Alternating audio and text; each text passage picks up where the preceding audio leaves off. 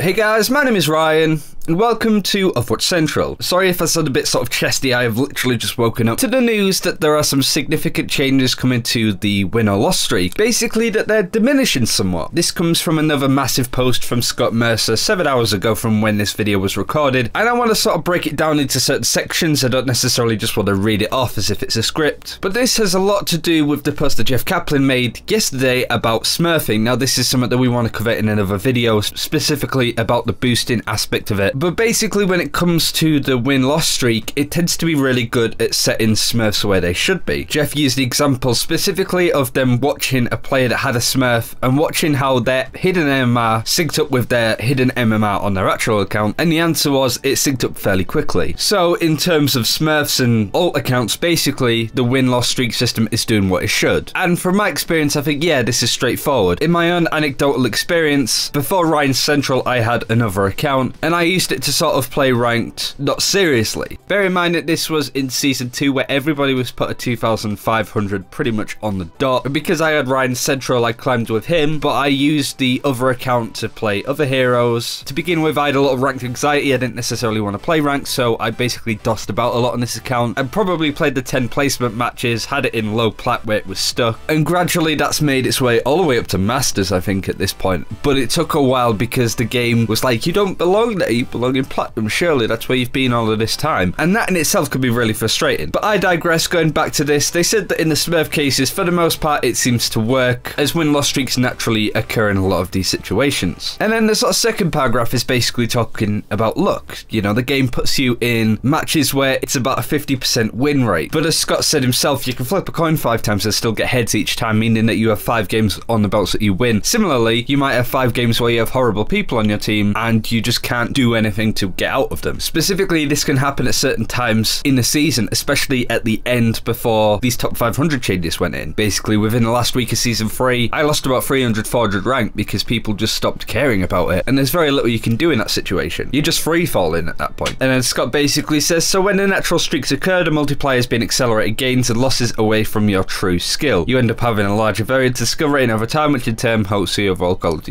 so the stuff up. So what that means is cats get stuck in trees and get stuck where they shouldn't be. This is the important bit which I will read off. Therefore, we're changing the tuning of the streak multiplier to be quite a little bit less aggressive. You now need to win more or lose more games in a row before any multiplier is used, and it scales up at a lower pace. Furthermore, we will try to only use the multiplier in cases where the matchmaking system has some confidence that the player's MMR and skill are wildly mismatched. In cases of natural random streaks, you really shouldn't see any acceleration up or down at all. I think this sort of separates boosters out from people at higher skill ratings that play on alt accounts as well. What we'd see with people like Mist, who we play with a lot, on his alts, that he would get like 100 SR a game because it was trying to sort of pull him up, because it's like, you belong in GM, you don't belong in high diamond masters, mate. But this sort of helps steady it out, that everybody kind of moves up together as opposed to trying to do it separately. This is definitely one of those give with one hand, take with the other, and I think a lot of people are quite happy with it. What I mean by that is you don't have those crazy loss streaks where you're just free falling, but at the same time it's incredibly hard to now climb up with it. So with that said, is this a good change? Well, it should be. In reality, there's no other system like this in any other competitive game. I don't play the League or Dota, and I know that there's sort of hidden MMR in that, but the number-based system that really doesn't make any sense to anybody that's visible is a little bit different, and it's just really hard to say what can be done with the skill system and the win and loss streaks in general. Should they get removed? I don't think so, but I do think that they've needed to be turned down for quite some time. But this might be one of those cases where we went over the rank changes that Scott Mercer wanted to make to matchmaking queues, and it was very hard to see those changes from the outside looking in. So this might be another one of those cases. So I ask you to keep in touch. Let us know in the comments below what you've experienced in ranked when it comes to this, and like this video so people can see this and share it across as well, so people know that this change is live, mostly so people can bear this in mind in their own ranked games, and then report back to Blizzard and also report back to us because we're curious. But that's the news. Take care, we'll see you next time.